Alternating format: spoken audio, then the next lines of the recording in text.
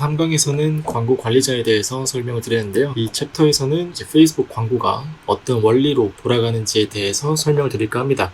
굉장히 중요한 챕터 중에 하나입니다. 제가 지금 페이스북, 인스타그램, 페이스북 메신저, 페이스북과 제휴를 맺은 타 사이트 혹은 앱 이런 것들이 이제 오디언스 네트워크라고 말씀드렸는데 이걸 이제 접속하는 순간 저는 이제 수많은 광고주들의 타겟이 되어버립니다. 이렇게 페이스북에 로그인하는 유저들을 인벤토리라고 칭합니다. 예를 들어서 30대 남자 관심사가 옷이라고 가정해 보겠습니다. 그럼 연령대 30대 관심사 옷을 가진 사람들에게 광고를 노출시키고자 하는 수많은 광고 업체들의 광고가 실시간 경매를 통해서 승자의 광고가 저에게 보여지게 될 겁니다. 수십만 개의 업체 중에서 어떤 우선순위로 저에게 광고가 노출되는 걸까요? 이렇게 수많은 광고들이 저에게 노출을 하고자 하는데요. 제가 구매를 자주 하는 사람이라면은 저에게 노출이 자주 되어야 구매 확률이 높아지겠죠. 그 광고 판매자 입장에서는요. 그러면은 이 광고 실시간 경매 시스템에서 이기는 요소들은 크게 세 가지로 결정됩니다. 입찰가, 추산 행동률, 광고 품질 이렇게 세 가지인데요.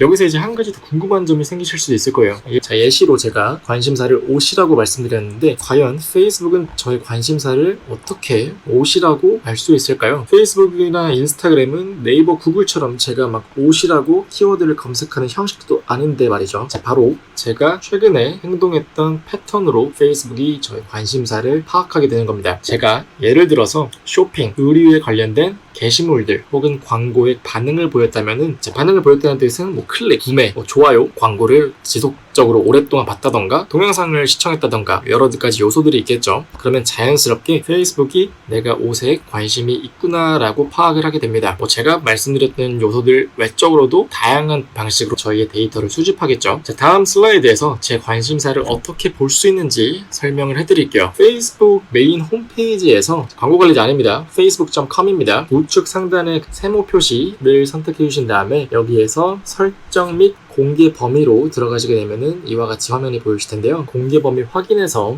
페이스북 광고 설정, 기본 설정 이렇게 보실 수가 있습니다. 여기에서 설정이라는 거를 조그마한 파란색 글씨를 설득을 해주시면은 이렇게 내 관련 정보라고 보이실 텐데요. 그럼 여기에서 광고 및 비즈니스라는 부분을 선택을 해주시게 되면은 현재 페이스북이 저의 관심사를 인식하고 있는 카테고리를 확인해 줄 수 있습니다. 제 관심사는 온라인 광고, 비즈니스, 집, 마사지 관심사로 포함이 되어 있네요. 그러면 광고주 측에서 마사지에 관련된 키워드로 관심사 타겟팅을 했다고 하면은 제가 그 타겟이 될 수 있겠죠. 자, 앞서 이 실시간 경매 시스템에 있어서 이기려면은 크게 세 가지 요소들이 필요하다고 말씀드렸는데 입찰가, 추산 행동률, 광고 품질 이렇게 세 가지입니다. 현재 모든 온라인 광고는 실시간 경매 시스템, 리얼타임 비딩을 통해서 광고주들끼리 비딩을 하고 승자가 우선 노출 순위권을 가지는 형식인데요. 보통 페이스북은 최저 비용 전략을 쓰시기 때문에 자동으로 주어진 일예산, 총예산 내에서 입찰가를 매겨서 타겟들에게 노출시켜주게 됩니다. 입찰가 하나만 있다면은 예산이 센 광고주들이 모든 광고판을 쓸어 담겠죠. 때문에 여기에 추가 요소 2개가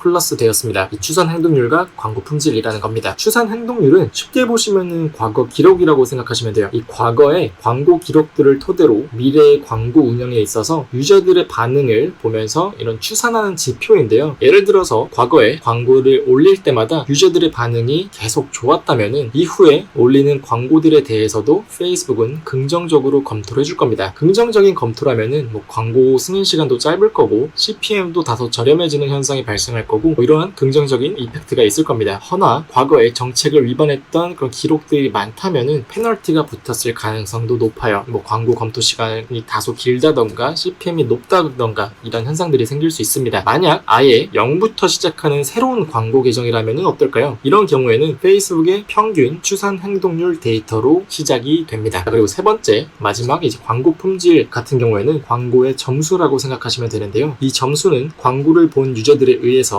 매겨집니다. 광고를 보고 이 사람들의 반응이 좋았다면은 긍정적인 피드백 점수가 올라가게 되고요. 광고를 보고 신고하기, 광고 숨기기를 클릭했다면은 부정적인 피드백 점수가 올라갑니다. 그럼 긍정적인 피드백 점수 마이너스, 부정적인 피드백 점수가 광고 품질을 좌지우지하는데요. 현재로서는 품질 순위, 이 참여율 순위, 전환율 순위 세 가지로 이 품질 지수를 보여주게 됩니다. 그래서 이거는 이제 평균 이상, 평균 이하 이렇게 크게 세 가지로 나누어지게 되는데요. 당연히 이 세 가지 전부 전부 다 평균 이상이라면은 좋겠죠. 하지만 평균 이하가 있더라도 너무 개의치 않으셔도 됩니다. 제가 이건 개인적으로 이 순위에 미치는 CPN, CTR, CPC의 관계도를 한동안 계속 파본 적이 있는데 사실 크나큰 그런 관계를 잘 못 느꼈어요. 그 중에서 제일 중요한 거는 저는 품질 순위라고 보고 있긴 한데요. 참여율 순위나 전환율 순위는 광고랑은 크게 상관이 없다고 판단이 되었습니다. 때문에 이게 전부 다 평균 이하라고 하더라도 광고 성과가 크게 안 좋아진다, 이러한 영향은 미미하다고 봅니다.